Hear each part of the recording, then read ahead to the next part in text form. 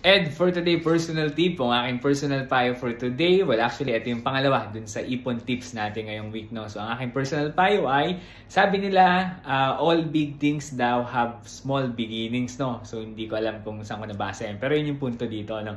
Lahat ng malalaking bagay, nagsisimula sa maliit na bagay, no?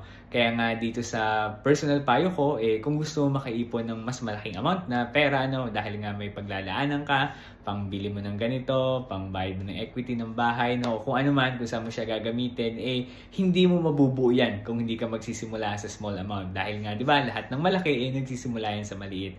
Okay, ganun din naman sa pag-ipon, no? Start from small para makabuo ka ng mas malaking amount na magagamit mo din sa mga goals mo, din sa mga pangarap mo, okay? Yun yung personal payo ko ngayon, yun yung pangalawa, no? Kung magustuhan mo tong video na to, baka pwedeng pakilike and pwedeng pakishare na rin. At kung hindi ka pa follower ng FB page ko na for today, baka naman pwedeng pakilike and follow. At pwede mo rin pala akong i-follow sa TikTok at i-subscribe sa YouTube. Yun lamang, salamat!